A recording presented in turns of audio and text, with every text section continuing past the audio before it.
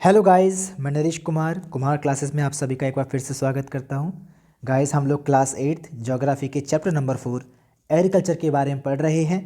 और अब तक हम लोगों ने एग्रीकल्चर का इंट्रोडक्शन और डिफरेंट टाइप्स ऑफ फार्मिंग के बारे में पढ़ा था। आज हम लोग मेजर क्रॉप्स के बारे में पढ़ेंगे। चलिए शुरू करते हैं। A large variety of crops are grown to meet the requirement of the growing population. Crops also supply raw material for agro-based industries. Major food crops are wheat, rice, maize, and millets. Jute and cotton are fiber crops. Important beverage crops are tea and coffee. ये कह रहे हैं बहुत बड़े पैमाने पर crops grow की जाती हैं ग्रोइंग पॉपुलेशन की रिक्वायरमेंट को पूरा करने के लिए। क्रॉप्स को जो है क्रॉप्स जो है हमें रॉ मटेरियल भी सप्लाई करती हैं एग्रो बेस्ड इंडस्ट्रीज़ के लिए। मेजर फूड क्रॉप्स जो है उनमें वीट, राइस, मेज़ और माइलेट्स हैं। जूट, कॉटन जो है फाइबर क्रॉप्स हैं। और इम्पॉर्टेंट बेवरेज क्रॉप्स जो हैं वो टी और कॉफ़ी हैं। चलिए शुरू करते हैं बहुत ही इम्पॉर्टेंट क्रॉप्स के साथ, जो कि है राइस। आपको एक ही नीचे दिख रहा होगा राइस कल्टीवेशन का पिक्चर आपको दिख रही होगी, और आपने लाइव भी देखा होगा राइस को कल्टीवेट करने का बहुत समय पर। चलिए शुरू करते हैं। राइस क्या है? Rice is the major food crop of the world. Rice जो है वर्ल्ड की मेजर फूड क्रॉप है। It is the staple diet of the tropical and subtropical regions. जितने भी ट्रॉपिकल और सब ट्रॉपिकल रीजन्स हैं उन एरियाज़ में ये स्टेपल डाइट है, यानी कि मुख्यतः भोजन का आधार यही है। Rice needs high temperature, high humidity and rainfall. Rice को बहुत बड़े पैमाने पर अच्छा खासा टेम्परेचर चाहिए होता है, और हाई ह्यूमिडिटी चाहिए होती है, और रेनफॉल भी हाई चाहिए होती है। It grows best in helobial soil. ये एलुबियल सॉइल में बहुत ही अच्छी तरीके से ग्रो होती है, क्ले सॉइल में भी, और इसको अच्छा वाटर रिटेन ये करके चलती है। China leads in the production of the rice, followed by India, Japan, Sri Lanka and Egypt. China lead करता है राइस के प्रोडक्शन के मामले में वर्ल्ड को, और उसके बाद इंडिया का नंबर आता है, फिर जापान का, श्रीलंका का, और फिर इजिप्ट का। यानी कि लार्जेस्ट प्रोड्यूसर जो है राइस का वो चाइना है, और उसके बाद इंडिया का नंबर आता है इसके प्रोडक्शन के मामले में।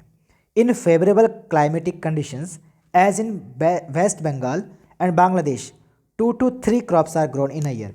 बांग्लादेश और वेस्ट बंगाल में फेवरेबल क्लाइमेटिक कंडीशन होने की वजह से इस क्रॉप को 2 से 3 बार साल में उगा लिया जाता है। फिर अगली जो मेजर क्रॉप है वो हमारे पास है wheat. Wheat requires moderate temperature and rainfall during growing season and bright sunshine at the time of harvest. It thrives best in well-drained loamy soil. Wheat is grown extensively in USA, Canada, Argentina, Russia, Ukraine, Australia and India.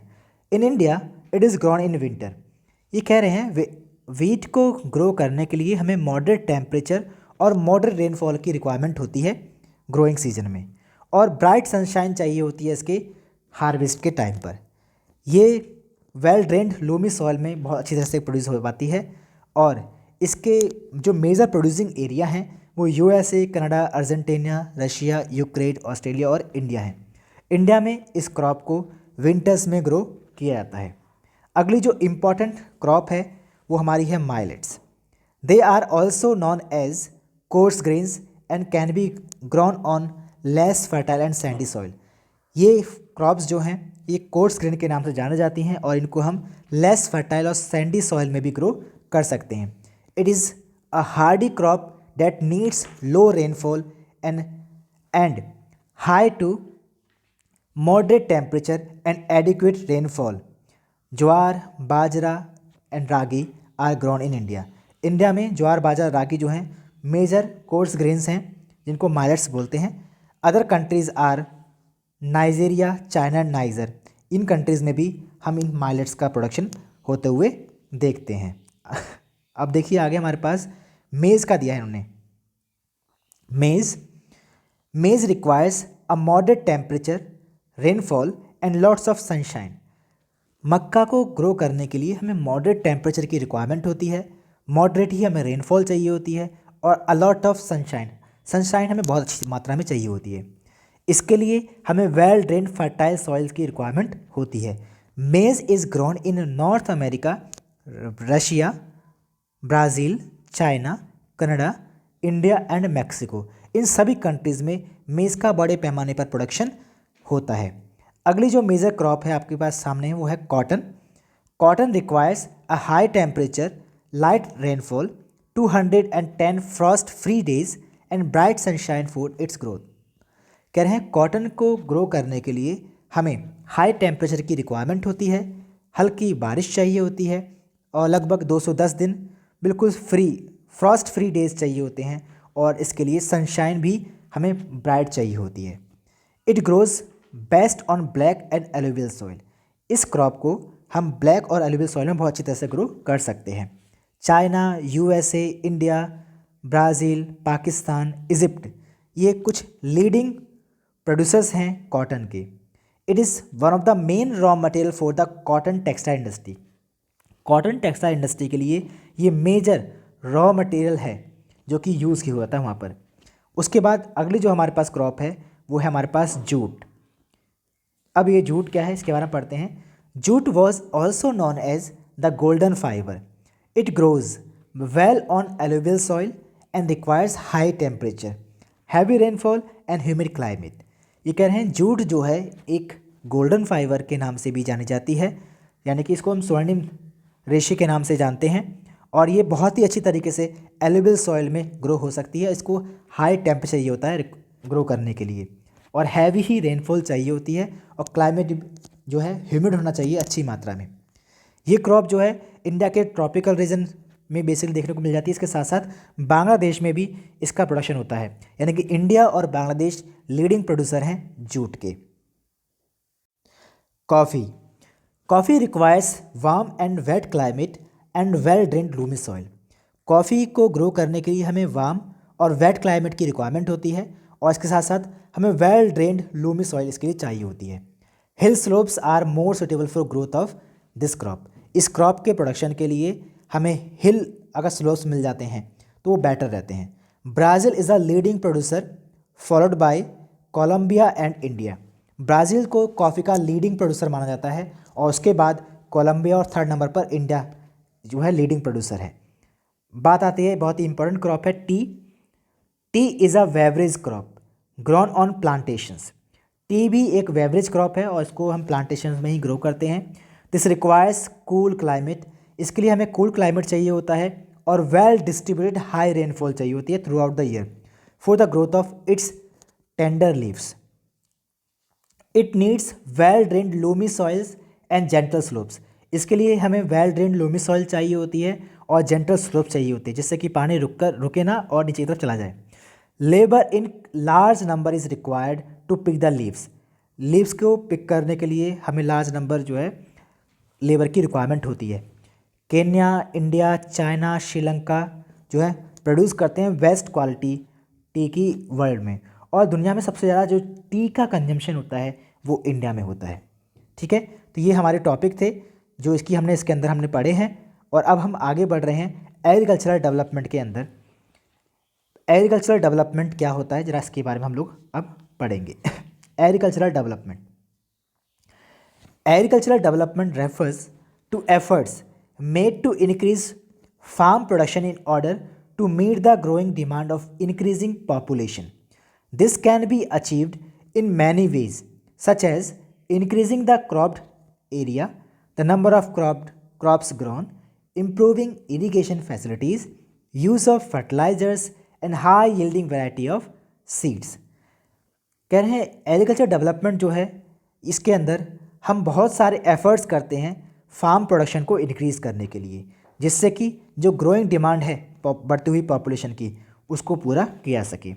इसको achieve जो है हम बहुत सारे तरीक़ों से कर सकते हैं, जैसे क्रॉप एरिया को बढ़ाकर, नंबर ऑफ़ क्रॉप्स ग्रोन को बढ़ाकर, इरिगेशन फैसिलिटीज़ को इम्प्रूव कर कर, फर्टिलाइजर्स के यूज़ को बढ़ाकर, हाई यील्डिंग वैरायटीज़ के जो सीड हैं उनको यूज़ कर कर हम जो है अपनी एग्रीकल्चर डेवलपमेंट को बढ़ावा दे सकते हैं। Mechanization of agriculture is also another aspect of agricultural development. ये कह रहे हैं कि अगर हम एग्रीकल्चर का मैकेनाइजेशन कर दें तो ये एक अलग तरीके का ही आस्पेक्ट देखने को मिलता है जिसमें हम एग्रीकल्चर डेवलपमेंट कर सकते हैं। The ultimate aim of agriculture development is to increase food security. Agricultural development करने के पीछे जो अल्टीमेट एम है वो है फूड सिक्योरिटी को बढ़ावा देना, उसको इंक्रीज़ करना। Agriculture has developed at different places in different parts of the world. Agriculture जो है अलग अलग पार्ट में डेवलप्ड हुई है और अलग अलग प्लेसेस पर डेवलप्ड हुई है। Developing countries with large populations usually practice intensive agriculture. जितने भी डेवलपिंग कंट्रीज़ हैं वहाँ पर पॉपुलेशन बहुत बड़ी मात्रा में देखने को मिलती है, इसलिए वहाँ पर इंटेंसिव एग्रीकल्चर प्रैक्टिस को परफॉर्म किया जाता है। और जहाँ पर क्रॉप्स जो ग्रो होती हैं वो स्मॉल होल्डिंग्स पर होती हैं, मोस्टली फॉर सब्सिस्टेंस, उनके जीवन यापन के लिए ही वो फसलों को ग्रो करते हैं। Larger holdings are more suitable for commercial agriculture. जो लार्जर होल्डिंग्स होती हैं वो कॉमर्शियल एग्रीकल्चर के लिए ज़्यादा सूटेबल होती हैं।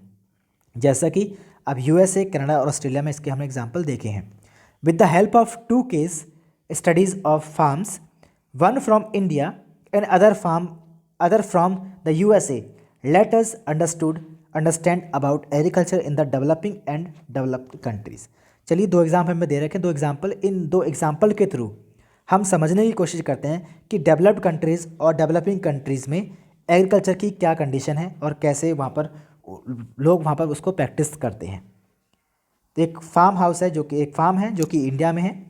जरा इसके एग्जाम्पल के साथ हम लोग शुरू कर रहे हैं।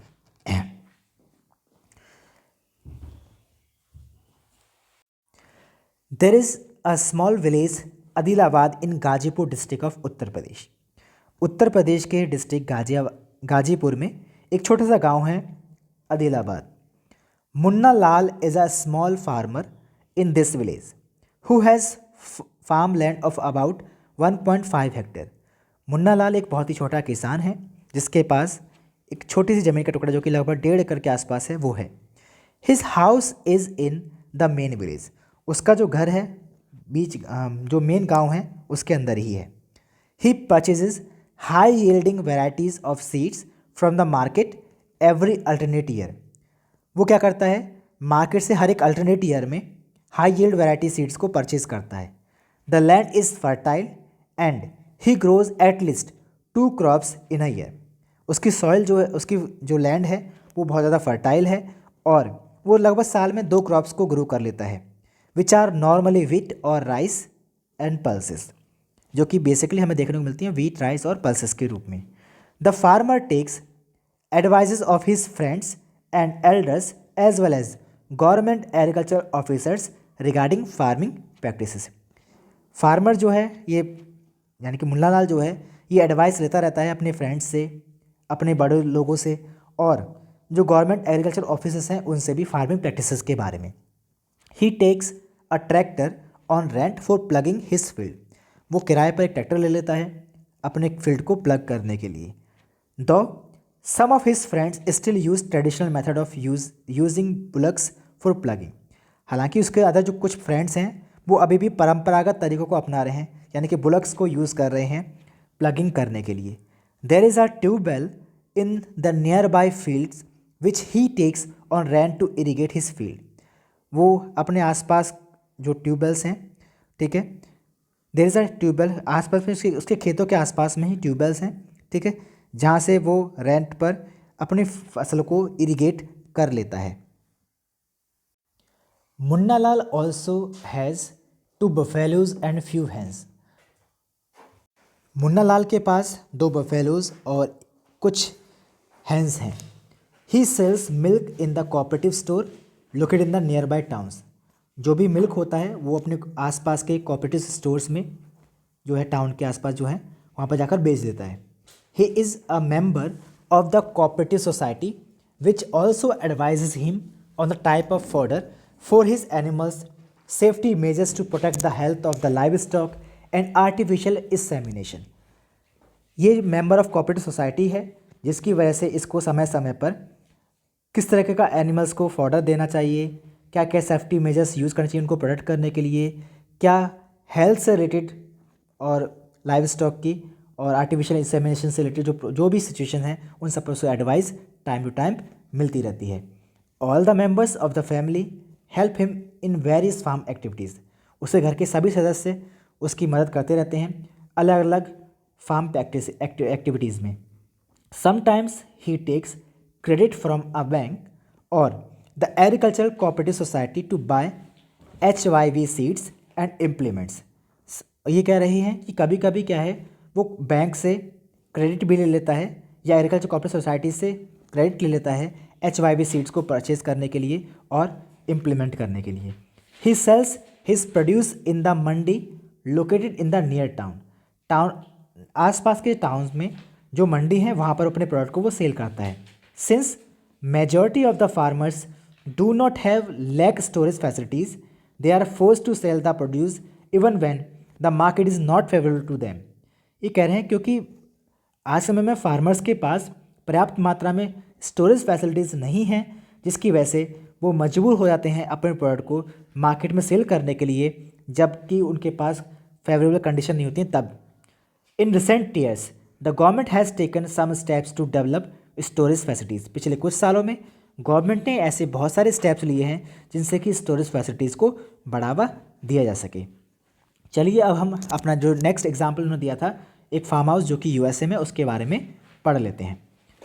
The average size of farm is in the USA is much larger than that of an Indian farm. कह रहे इंडियन फार्म के मुकाबले में US में जो फार्म है उसके फार्म के एवरेज साइज जो है बहुत बड़ा है। A typical farm size in the USA is about 250 hectares. कह रहे अमेरिका में यानी कि USA में एक टिपिकल फार्म हाउस का जो साइज़ है वो लगभग 250 हेक्टेयर का होता है। The farmer generally resides in the farm. जो फार्मर होते हैं वो बेसिकली अपने फार्म में ही रहते हैं। Some of the major crops grown are corn, soybean, wheat, cotton and sugar beet. कुछ इंपॉर्टेंट क्रॉप्स जो वहाँ पर बोई जाती हैं वो कॉर्न, सोयाबीन, वीट, कॉटन और शुगर बीट हैं। जो हॉर्न एक किसान हैं वहाँ के। Joe Horan a farmer in the Midwest USA in Iowa state owns about 300 hectares of land. इसके पास लगभग 300 हेक्टेयर लैंड है। He grows corn on his field after making sure that soil and water resources meet the needs of this crop.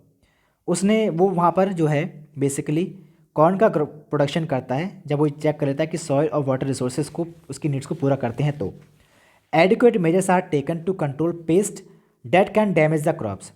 Paste को control करने के लिए वो adequate जो मेजर्स हैं उनको यूज़ करता है जिससे कि उसके क्रॉप्स का किसी प्रकार का कोई डैमेज ना हो। From time to time he sends the soil samples to a soil testing laboratories.